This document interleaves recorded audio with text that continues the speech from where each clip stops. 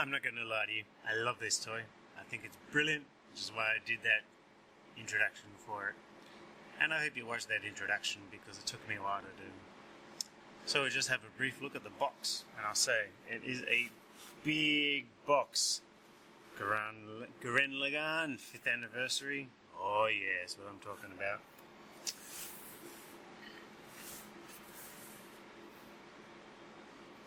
A bit sparse on details, I guess. I expected a bit more than that, but it's nice.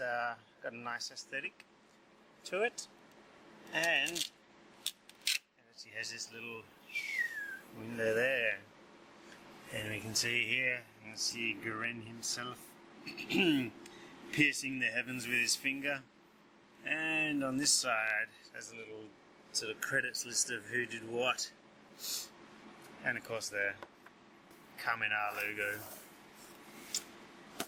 This image here I actually think is an image of the toy that has been photoshopped, and it looks quite effective the way they've done it, I think. Overall a pretty classy box.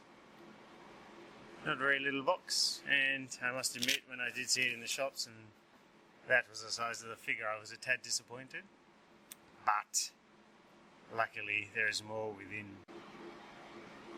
Once you have your box opened, you'll discover that you have 2 tiers of plastic casing.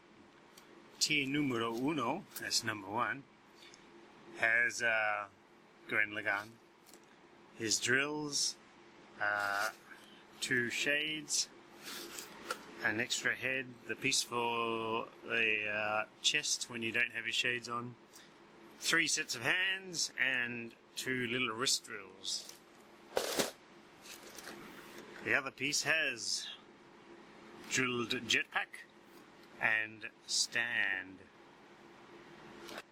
And here we have Gurren Lagann out of the box, and it is a very nice looking toy. Doesn't feel like there's any die cast in him though, so I'll just let you know if that's one of your questions. It certainly doesn't feel like it. He feels very plastic, which is a shame because he's a very high-end figure. Moulded very, very nicely. You can see the eyes of the chest in there, and his head is very good.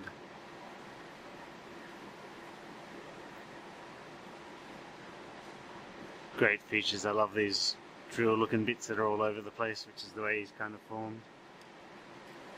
And it is very nice. There's some excellent articulation, although some of it is a bit tricky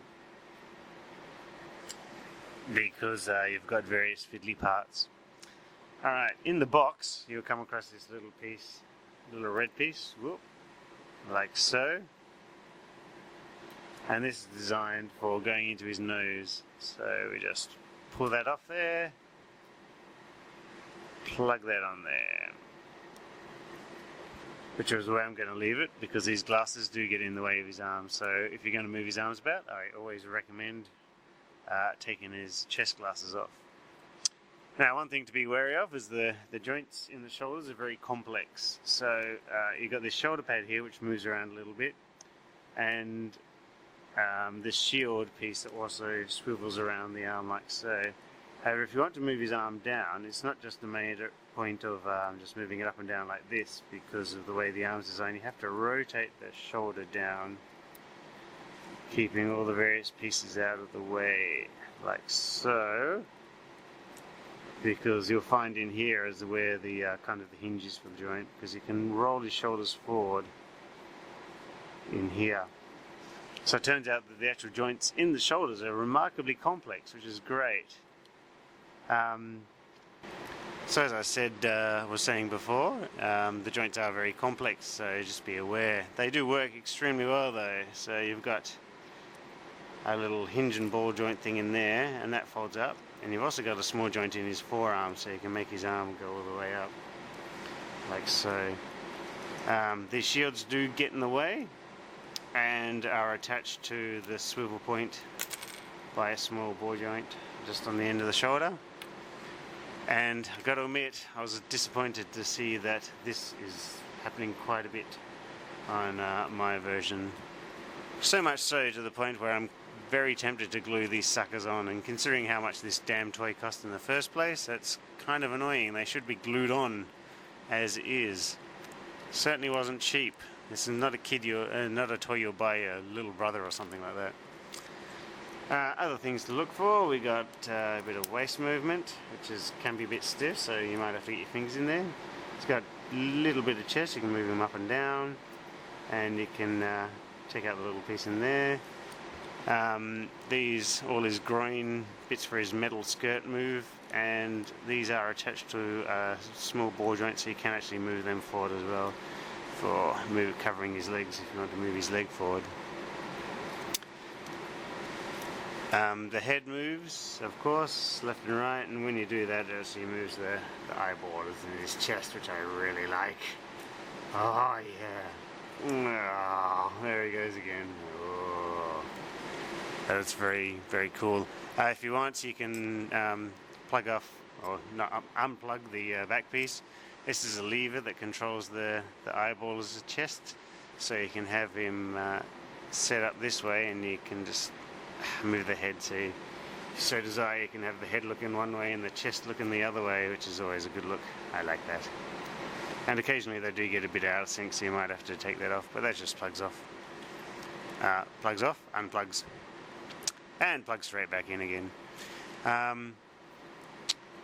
Leg movement is great. You can get in there and have a look at the joint, and it's very clear down here, so you get a lot of leg movement. You can move his legs up. One bit I really like is on his legs. When you bend his knee, check out this piece here. Bend his knee, and that piece slides down. Oh yeah, that's so good.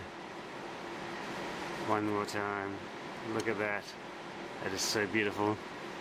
And the way the knee's a joint, it's kind of like a double knee joint there. And then not only that, you have a joint in the calf as well, which gets his foot right up there. So you can get his leg right up next to him there. Oh yeah, baby. Look at that. That is so great. And the fact that the big knee pads sort of cover over the joints is just brilliant. And that's one thing that I think I really like. So even on the back of the elbow there, you can move that all the way up. We move this arm all the way up. You can cover pretty much except for this piece, it covers the joints so well. All the joints are covered so well, and this is amazing. Even the feet. You can move this foot around and you can bend this all the way forward, and this piece here, it's just attached to the middle of the foot there. It doesn't actually do anything, isn't connected to anything, but it just kind of fills out the back there. So you don't end up with a big gap in the middle of his feet. That is just fantastic. He does come with an extra head, which is just a yelling head, I guess, with his mouth open. There we go, which is quite nice. And of course he comes with a variety of hands and a couple of extra sunglasses, and of course drills. So these are your sunglasses for boomeranging, which have a hand. They just sit in the hand like that. Obviously you've seen his pointing hand. He gets two of these. A fist, of course, which is fairly generic.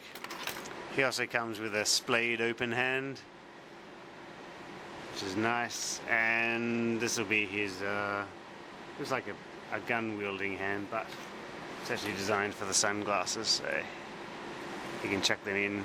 Ta-da! And that holds them really well, and they're very nice and tight. And he comes with two pairs of sunglasses, so you can have him dual wielding his boomerang sunglasses. And never thought I'd be saying something like that before, but there we go. And of course he comes with drills. He comes with two of these small drills and one big drill, which is almost the same size. That's very nice. If you feel thusly inclined to plug the drill onto his wrist, you just take off his hand and bung the drill on like so. It just fits on the joint there. Or there is another way as well, and you can pull his elbow off and using one of these pieces from the stand, get in there and kind of unplug this piece, flip it around, and then you can plug it on for if you feel like you want to increase the awesome drillness, and plug it on so his whole forearm is covered in the drill, which is pretty cool, especially because of the size of that thing. And do be warned, these drills are pointy, very pointy.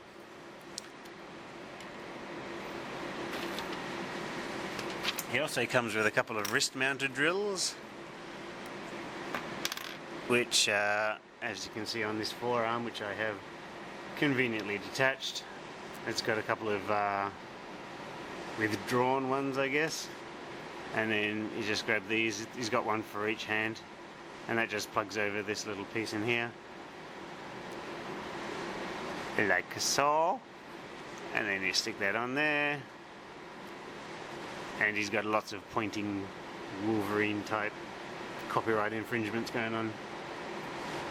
Okay, it's not very Wolverine type, but anyway, yes, it is cool. And these are very pointy as well, so do be careful, I guess, if you're a little bit prone to getting pricked by things.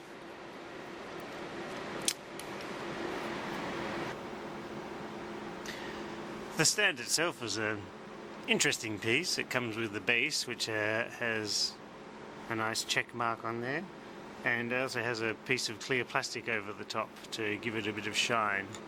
One of these is attached, and this goes into the little side gaps here, just kind of connects in, and that is where you attach the actual stand piece. So you can have that in here. You get another piece which is just like that one, except it allows you to put the stand more centered if you so desired. You also would need that one for this piece, which is a strengthening piece. So with this piece in place, in the center you put your stand in, turn it around the other way, position him appropriately or angled, and then it just plugs into this, like so. And this piece here, although not plugging into the base at all, actually just provides, you know, that extra bit of strength for up here. And this piece, which I was previously using to get the drill bits out, comes with two which just plug on the top here. And you got one that's just kind of like a free-flowing piece, and this one here with the little grooves, which would be a locking piece. So you stick it at the desired angle, make sure the grooves are in place, and it kind of locks the stand into a certain area. And Mr. Lagann has a little plug in his, let's see if we can get there we go, just in here, a little hole there, and just sort of plugging up a clacker, and you can have him hopefully in a better pose than that, but you know, you get the general idea. Of course, the stand is a good use for his jetpack, and the jetpack looks like this. It's a nice enemy jet with some drills piercing through it, which is great because that was the way it was attached. It's interesting. You have a look. There's a fair bit of articulation.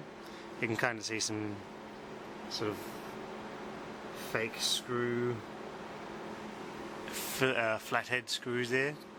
The wings actually have a little bit of articulation, so looking at them like this, you can angle them up just a tiny bit there, not down though, and then these ones on the side can fold all the way in, like so. As well as that, there's a little lever on the back here. Of course, this is the way it goes on his back. Little lever down here, and once you push this lever down, this little eyeball piece will pop out, like so, and these bits open up a little bit. Unfortunately, I can't quite remember whether that's supposed to be a jet booster or something because it's been too long since I saw the show. But it's pretty good. And you got nice pointy spikes. The thing is very, very pointy. And they do actually hurt, so don't go doing this. You'll find if you get yourself a nice minty fresh packaged one, there'll be quite a large heap of bubble wrap, and this will be just smacked on this tail like so in the pack. It's kind of amusing. Alright, and to connect to the jetpack, it just connects into his back. Remember, this is the panel that comes off when you need to coordinate his eyes. It's just a couple of holes in that panel, and that's where the jetpack will plug in. So it might seem like a bit of a tenuous connection, but actually holds fairly well. And so we clip that sucker on. There we go, nice solid click. And from the back he looks a bit like that. Oh yeah, and from the front he looks a bit like that. And he's got his yelling face on. Let's put his glasses on his chest, shall we? And so there he is, all kitted up for jet mode. Looking very cool with his shades. And this is where the importance of the various parts of the stand come in, because the only place you have to plug him into the stand is that one joint under his dress or skirt, as it may be, because there's nothing in the back there for it to go. Just as that eyepiece just came in as well, and pull that down. But it's pretty cool. If you have a look on the backpack here, they meet up quite nicely, and although they don't exactly seem to coincide with the drills coming out the top, especially these guys which are a bit far away, it's a very nice effect that it does well, and it clips in very well, and you can fold them down. If you want, you can clip him with his wings in. Don't think I'll have to take him. I have to take the pack off, but you can close the wings and have the pack on.